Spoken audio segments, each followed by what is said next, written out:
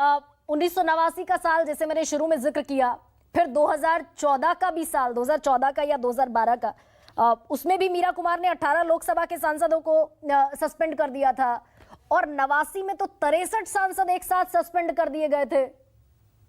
तो जिसकी लाठी उसकी भैंस।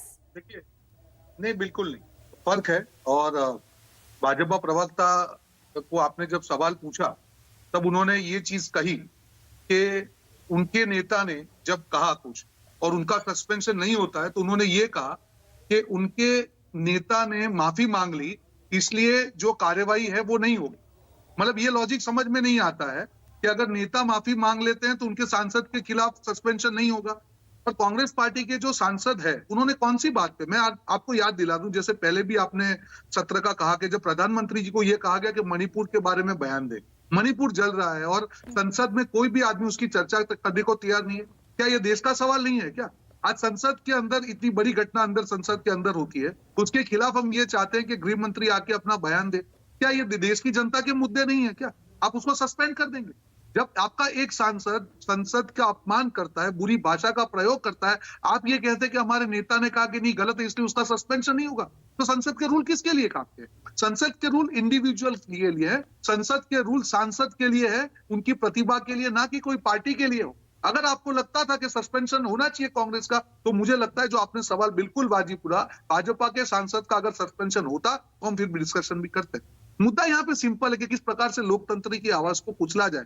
बिल्कुल आपने कहा कि कांग्रेस के टाइम पे भी होता था, पर आपने सही कहा कि जैसे 2 दिन हुआ, 3 दिन हुआ, एक मैसेज दिया सिंबॉलिक, बात खत्म हुई। पूरे के पूरे सत्र के लिए सस्पेंड, तो ये तो डर हुआ।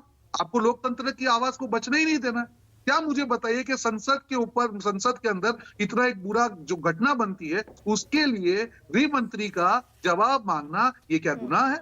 अगर ये गुनाह है तो इसकी सजा कांग्रेस के सांसद और दूसरे विपक्ष के सांसद भुगतेंगे। नहीं तो रोहन गुप्ता, क्या जो सदन की रूल बुक है, जो पार्लियामेंटेरियंस हैं, जो सदन की रूल बुक है उसके हिसाब से प्रोटेस्ट करें, फिर टेबल पर चढ़ जाना या फिर इस तरह की तमाम जो अवमाननाओं के दायरे में आता है सदन की, उस तरह का बिहेव न करना विपक्ष की भी जिम्मेदारी हो जाती है।